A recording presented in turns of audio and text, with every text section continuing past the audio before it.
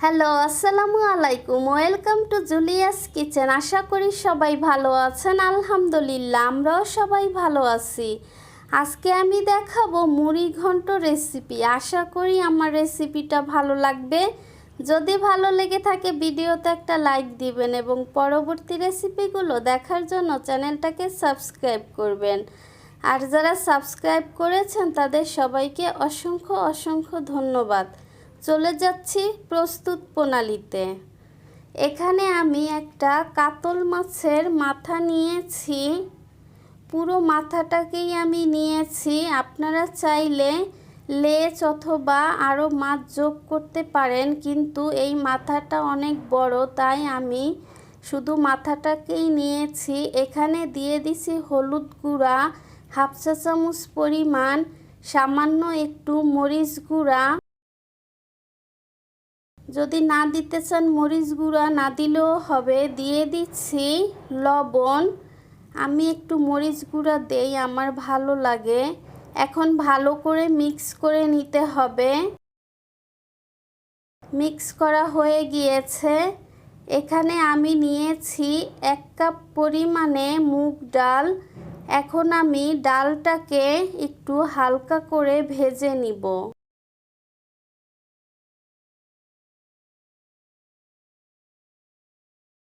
ডালটাকে ভালো করে নেড়ে চেড়ে ভেজে নিতে হবে। খেয়াল রাখবেন যেন পুড়ে না যায়। যখন দেখবেন ডাল থেকে সুন্দর একটা ঘ্রাণ বের হচ্ছে এবং ডালের কালারটাও একটু লালচে ভাব হয়েছে, তখন মনে করবেন এটা ভাজা হয়ে গিয়েছে। এটা ভাজা হয়ে গিয়েছে, এখন আমি নামিয়ে ফেলবো। এটাকে আমি পানিতে ভিজিয়ে রাখবো। এই ফাঁকে আমি অন্য কাজগুলো সেরে নিচ্ছি। এখন আমি মাছের মাথাটাকে ভেজে নিব। দিয়ে দিয়েছি 2 টেবিল চামচ পরিমাণে রান্নার তেল। তেলটা গরম হওয়ার পরে দিয়ে দিচ্ছি মাথা। এখন আমি এটাকে উল্টিয়ে পাল্টিয়ে ভেজে নিব। একটা সাইড হয়ে গিয়েছে, এখন আমি উল্টিয়ে দিচ্ছি। রেসিপি যদি ভালো লাগে ভিডিওতে একটা লাইক দিয়ে দিবেন এবং চ্যানেলটাকে সাবস্ক্রাইব করবেন। মাছ ভাজা হয়ে গিয়েছে, এখন আমি নামিয়ে ফেলছি। এখানে আমি দিয়ে দিচ্ছি 3 টেবিল চামচ পরিমাণে রান্নার তেল। দিয়ে দিচ্ছি কয়েকটা শুকনা মরিচ। এটা অপশনাল, যদি পছন্দ করেন দিতে পারেন, না দিলেও হবে। এখন আমি মরিচগুলোকে তুলে নিচ্ছি। পরবর্তীতে আমি এগুলো দিয়ে দিব। দিয়ে দিচ্ছি 2টা বড় সাইজের পেঁয়াজ কুচি।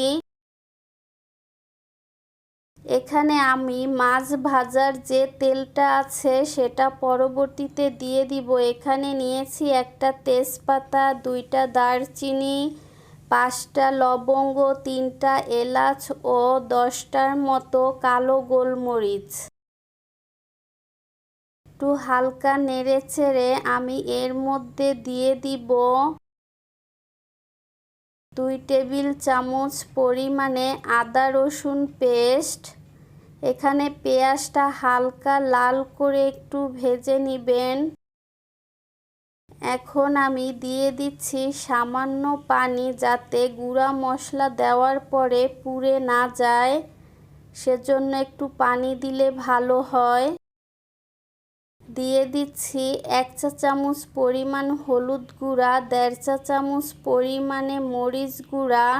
এখানে আমি নিয়েছি জিরা গুঁড়া, ধনিয়া গুঁড়া এবং গরম মশলা গুঁড়া 1 চা চামচ করে। দিয়ে দিচ্ছি লবণ।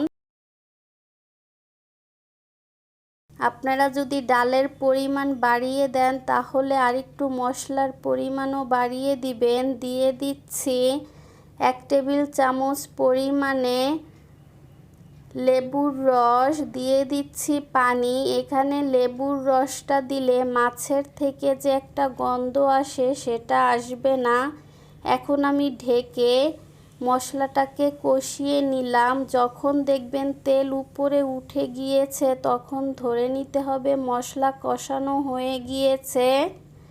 এখন আমি ভাজা মাথা দিয়ে দিচ্ছি। মশলাটা ভালো করে কষিয়ে নিলে খেতে ভালো লাগে। এখন আমি মাছের যে তেল ছিল সেগুলোকেও দিয়ে দিচ্ছি। এটাকে ঢেকে রেখে দিব কয়েক মিনিট।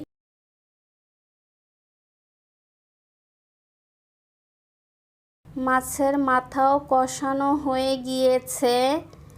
এখন আমি এর মধ্যে দিয়ে দিব যে ডালটাকে আমি ভিজিয়ে রেখেছিলাম, সেটাকে পরিষ্কার পানি দিয়ে কচলিয়ে কচলিয়ে ধুয়ে নিয়েছি। দিয়ে দিচ্ছি মুগ ডাল। এই ডালটাকেও ভালো করে নেড়ে চেড়ে একটু কষিয়ে নিতে হবে, তাহলে ডালটা খেতে খুব মজা হবে। কষানো হয়ে গেলে আমি এর মধ্যে দিয়ে দিব 4 কাপ পরিমাণে গরম পানি। যে কোনো রান্নায় গরম পানি দিলে আমার মনে হয় খাবারের স্বাদ অনেক বেড়ে যায়। এটা আপনাদের ইচ্ছা, গরম পানিও দিতে পারেন, ঠান্ডা পানিও দিতে পারেন। এইভাবে আমি ঢেকে এটাকে রান্না করে নিব। মাঝে মাঝে একটু নাড়াচাড়া দিয়ে দিব। এর মধ্যে এখন আমি দিয়ে দিব 3টা কাঁচামরিচ। এটাকে ঢেকে রান্না করব। ফিরে আসব ডাল সিদ্ধ হওয়ার পরে। ফিরে আসছি ডাল সিদ্ধ হওয়ার পরে। তারপরও আমি চেক করে দেখাচ্ছি। এই ডালটা খুব বেশি গলানো যাবে না, একটু আস্ত আস্ত থাকলেই ভালো হয়। ডালটা সিদ্ধ হয়ে গিয়েছে। এখন আমি এর মধ্যে দিয়ে দিচ্ছি আরও 3টা কাঁচামরিচ এবং সেই যে ভেজে রেখেছিলাম শুকনা মরিচ এবং টালা জিরা গুঁড়া দিয়ে দিচ্ছি 1 চা চামচ পরিমাণ। এইভাবে আমি দমে রেখে দিব 2-3 মিনিট। এখন আমি উপরে দিয়ে দিচ্ছি ধনিয়া পাতা কুচি। আমার ডালটা রান্না করা শেষ। তৈরি হয়ে গেল মজাদার মুড়ি ঘন্ট।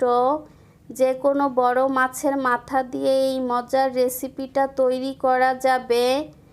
রেসিপিটি দেখার জন্য সবাইকে অসংখ্য অসংখ্য ধন্যবাদ। ভালো লাগলে লাইক, কমেন্ট এবং শেয়ার করবেন ফ্যামিলি ফ্রেন্ডসদের সাথে এবং চ্যানেলটাকে সাবস্ক্রাইব করবেন। যে যেখানে থাকেন ভালো থাকেন, সুস্থ থাকেন। আল্লাহ হাফেজ।